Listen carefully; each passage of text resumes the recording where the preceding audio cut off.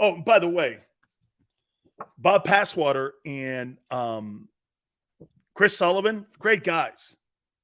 Started Outback Steakhouse. And my good friend Leroy Selmans. Still friends with those guys to this day. Really great guys. All right. We're 14 days out from the start of training camp. Let's bring our boy Philly.500 in. So,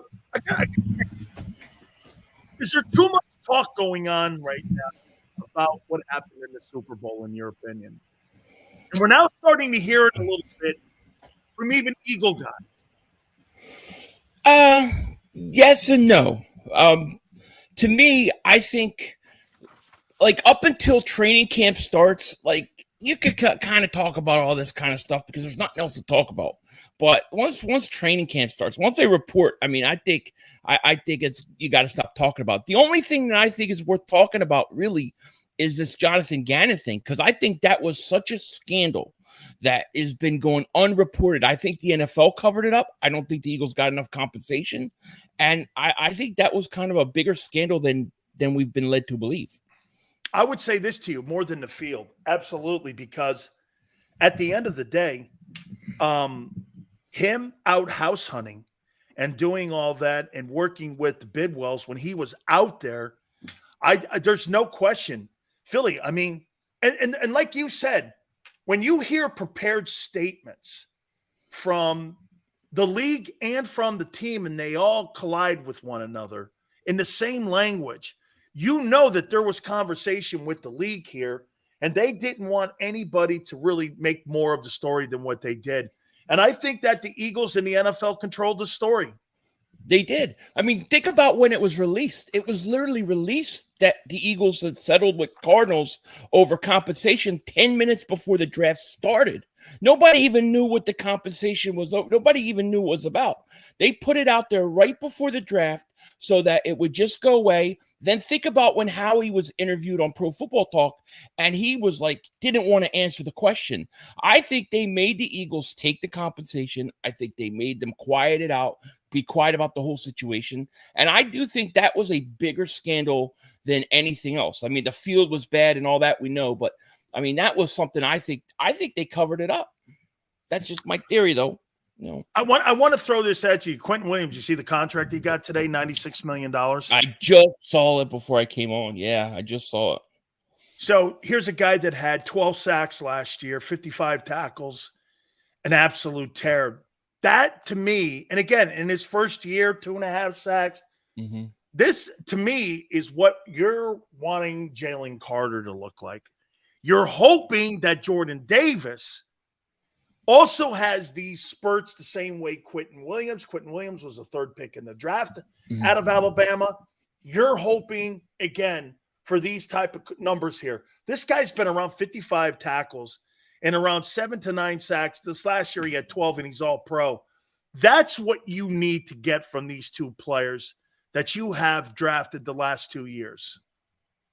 Yeah, I think that's about right. I think so. I mean, I see Carter as being more the double-digit sack guy in his career, and I see Davis, being more of a big run stopper. But I still think Davis should be able to get you 5-7 sacks a year. I think that's acceptable, and I think Carter should be double digits. You know, I'm going over the offensive line room this day, and we went over it in the first hour here. And I'll put this out there to you about Lane Johnson. Is Lane Johnson the best offensive lineman that you've seen in Philadelphia since you've been following the team and rooting for the team? That's a really good question. Best offensive lineman.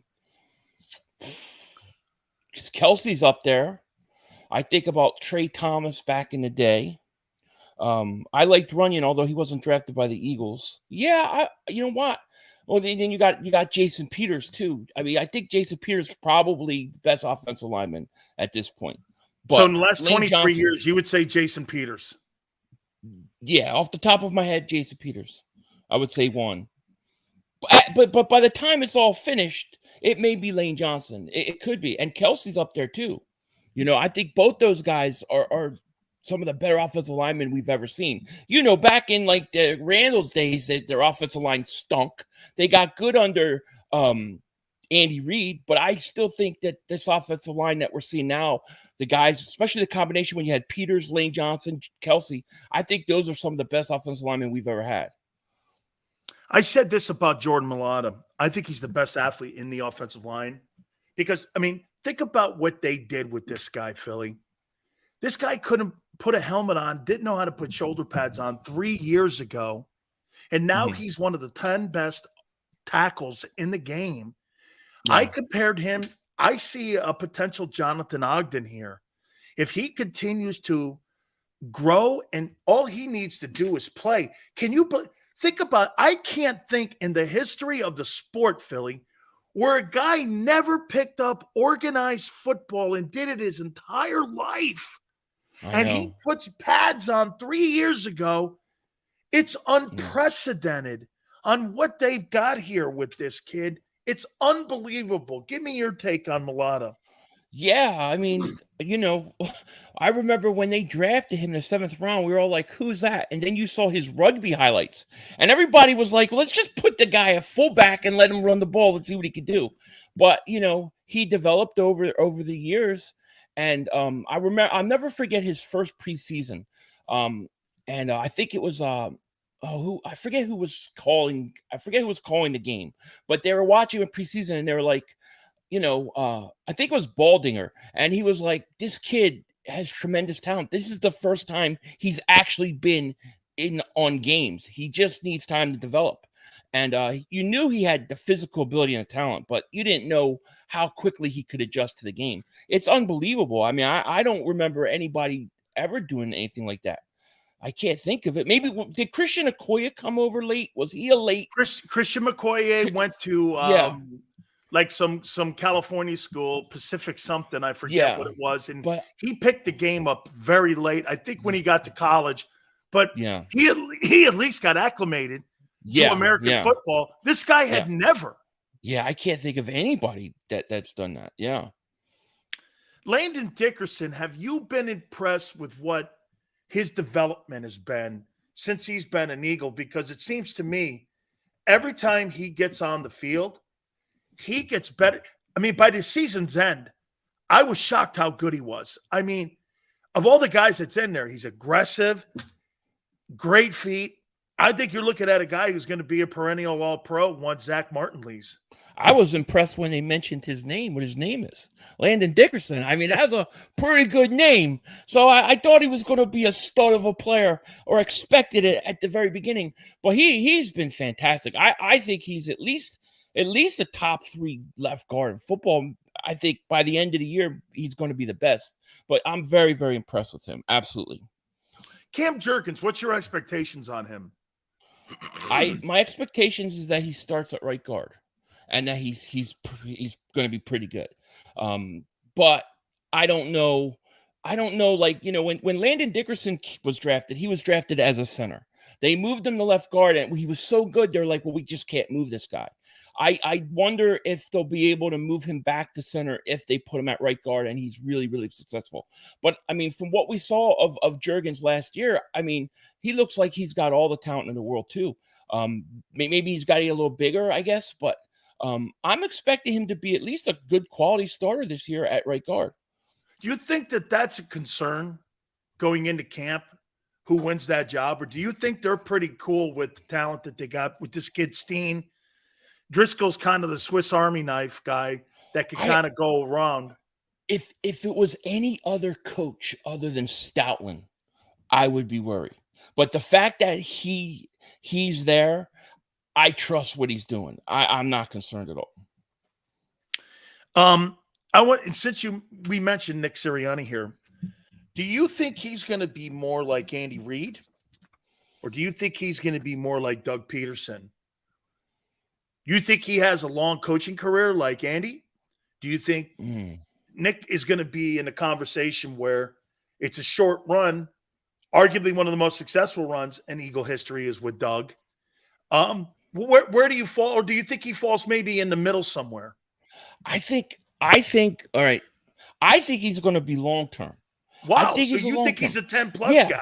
Yeah, and because I believe, this is just my theory, but I believe he's the Howie whisperer. All right. And here's my theory. So the Pied Piper. If you look at a lot of these guys that have been with Howie before, they have arguments, they have problems with him, things like that. It seems like to me, Nick Sirianni is very fine with Howie in the role he has. It seems like they get along, and I believe he knows how to talk to Howie Roseman in a way that he gets the players he wants. So I think because they get along and they fit, I think he's there long term. Here's a concern that I have that we saw in the Super Bowl. So we were previewing and talking about the Kansas City Chiefs, lesser football team, and they beat the Eagles in the Super Bowl. They've got arguably in Steve Spagnuolo, which happens to be a Jim Johnson disciple, as coordinator. And I think he ran circles around the coaching staff of a year ago, especially in the second half. And you've got Andy Reid, and you've got Patrick Mahomes. I mean, you look at the coaching staff once again. Don't you agree, Philly? Anytime that you got into super big games or games against elite quarterbacks, for whatever reason, in 2 years, I mean, the most elite quarterback they beat Rodgers. They never have beaten Dak. If you want to go Cousins, sure, okay. But there's no signature win against really any of those type of guys because they've been out-coached in games like that. Yeah, or am I not looking at it right?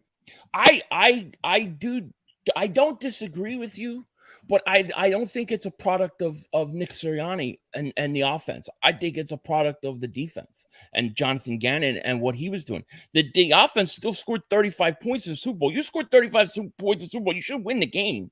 You should win the game. I don't think that the Eagles, I can't remember the Eagles really struggling too much offensively last year. They seemed like even at times where they had, to make adjustments, they did that offensively, but defensively, never. You had quarterbacks with the 88% completion percentages against Jonathan Gannon. I think the problem was Gannon. Now, maybe Nick Sirianni doesn't touch the defense too much, or he's not that involved, but I really look at that as a defensive problem, not offensive. But see, here's one way on the other side, though, when you're looking at the offense. To beat someone like Mahomes and Reed, you can't have 3 and outs, and you can't have a scoop and score. You've got to play flawless against those kind of guys. Yeah. You can't. You can do that against Davis Mills. Mm-hmm. You can do that against Cooper Rush. But the schedule this year, you can't have, especially as we're getting ready. Look, I think, don't you agree that defense will probably be ready to come out of the oven week 8? It'll be done. Yeah. You think around week 8? So they got to hold the fort down on that side of the ball. Yeah, I agree until dinner's ready by week 8 for that defense.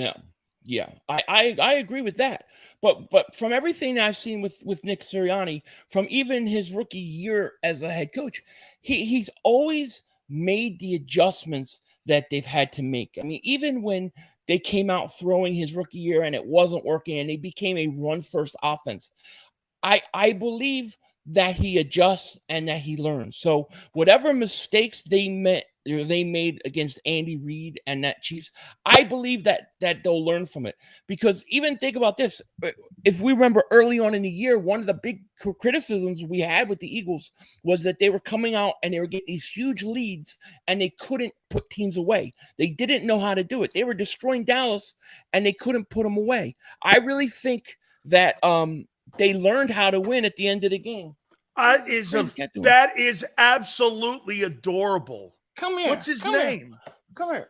That's Maximus. His name's Maximus. That's fantastic. So you're also an animal guy. I got all these cats. I don't know what to do with Sills. No. Let me tell you what I got. You know here's my chores every day. I get up. I make coffee. I clean up a puppy pad where my dog takes a dump. Then I gotta go and I gotta feed a cat. And I got 3 cats. Wait, is it 3? Daffy, Jet. Yeah, I got 3 cats. And I got a cat outside I'm feeding because, of course, we're that person too. So I'm taking care of like 4 cats. And I get this. I'm picking up piss. I'm picking up everything. I'm putting plates down. Bro, man, I'll tell you what, that I feel like a zookeeper. I do too. My kids got they both got cats, a girl and a boy, and they decided to let them have a litter. So they had a litter, and then of course my wife liked 2 of the kittens in there, and she's like, I got to keep these kittens. I can't get rid of them. So then I have 4 cats, and then they had this one right here, and he was born. He had a cut on his face, like a huge cut, and I didn't think he was going to live.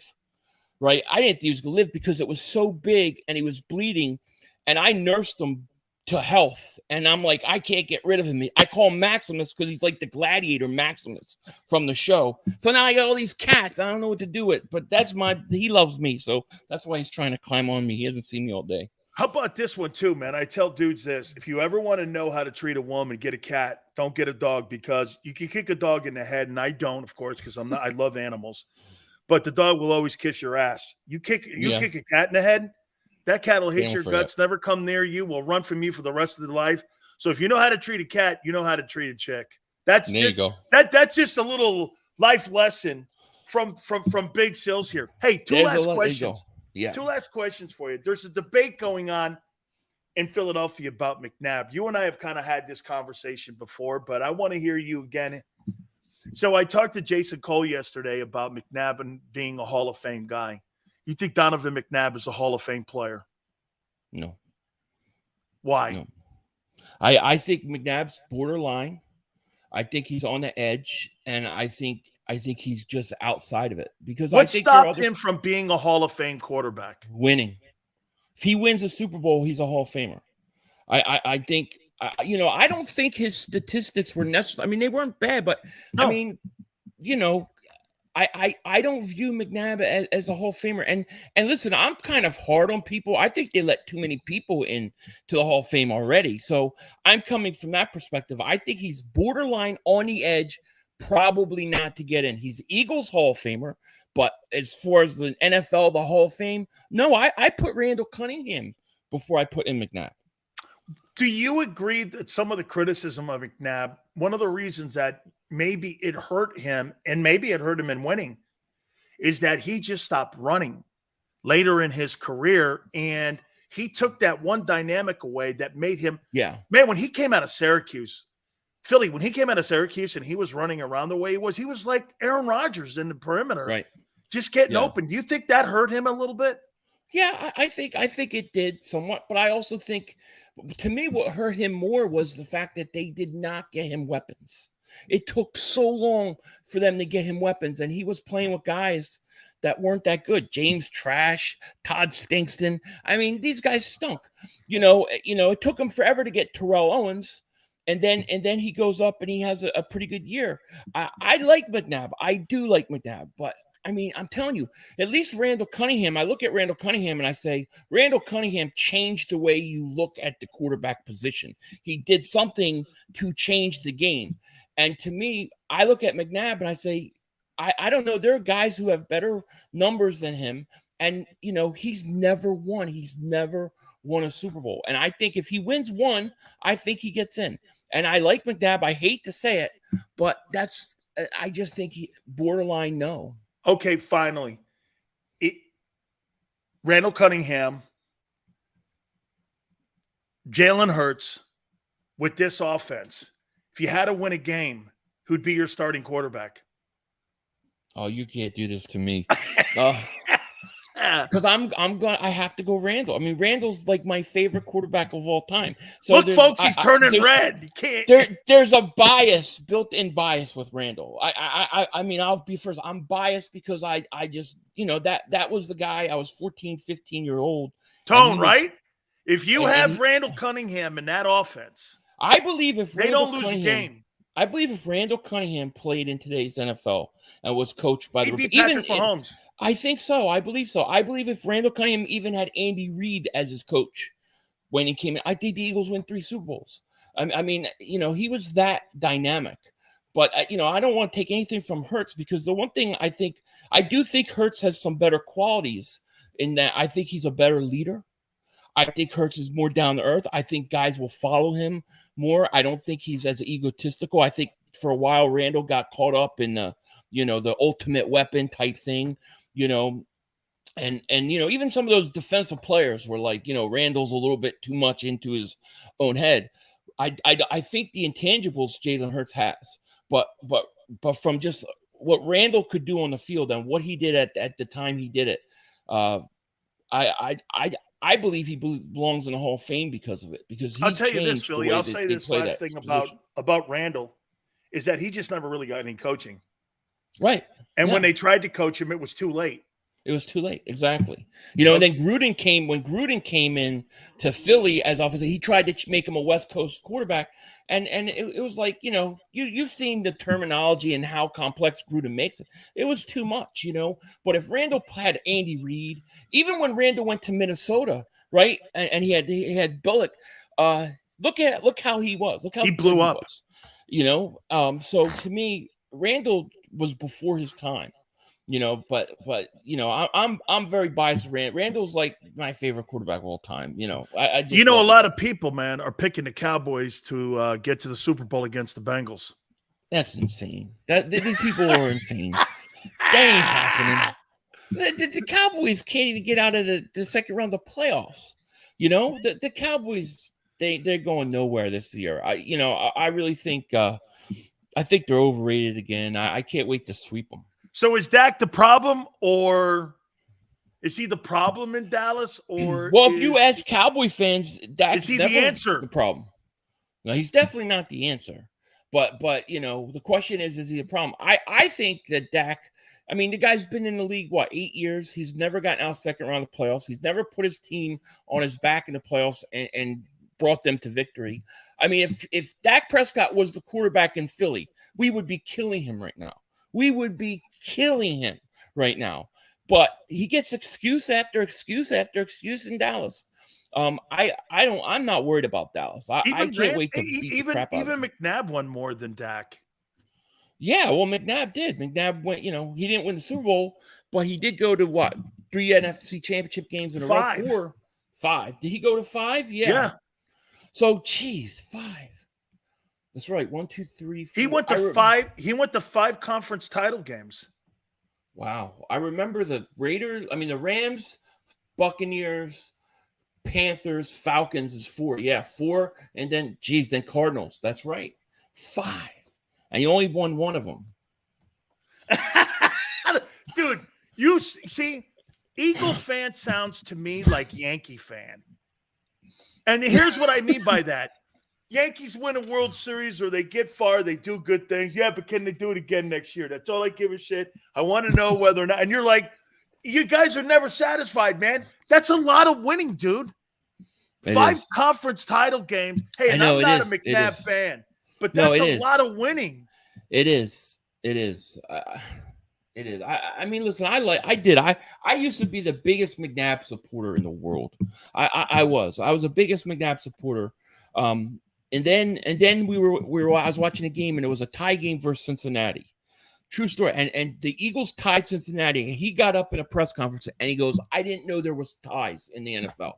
I got so pissed off because, how could you not know there are ties? I remember that. And he was like, why in overtime? You taking your time? Why? Oh, I didn't know there were ties in overtime. It was like everything I stuck up for this guy for years. People, it just that one comment, I felt like I was wrong in everything I did. My dad used to say he was a 9 to 5 guy. That's what he's like. He just seems like he goes there and he goes home and he doesn't put in the extra work. Hey, Philly is tone right, man. Oh. McNabb, it's just too many times he broke your heart, man. Yeah, he broke my heart a lot. He did, yeah. And then I didn't like the whole Terrell Owens thing. You finally get Terrell Owens, and he's not even going to back him to keep him. That really bothered me too. Yep, man. Quite a history with him and Philly fans. Yeah. And you know what? In a lot of winning, my dad used to tell him to lay off the chunky soup. Well, I saw a thing years later where they were talking about McNabb, and they were saying that, and I don't know how true this is, but they were saying that McNabb wanted to always train in Arizona, and he was very concerned about bulking up, being bigger, stronger. And the Eagles coaching staff was like, "No, we need you in Philly. Work on your footwork. Work on this. We want you to work on your time and your footwork and the mechanics." And he wasn't interested in that. I always thought that was really interesting about him. Absolutely. Great stories, man. I love it. Philly, Yeah. by next Thank week, you, man. we're going to be within 10 days, and then we're going to be down to a week getting ready for training camp. I This can't bitch wait. is here, dude. This thing's I'm here. ready. I'm ready.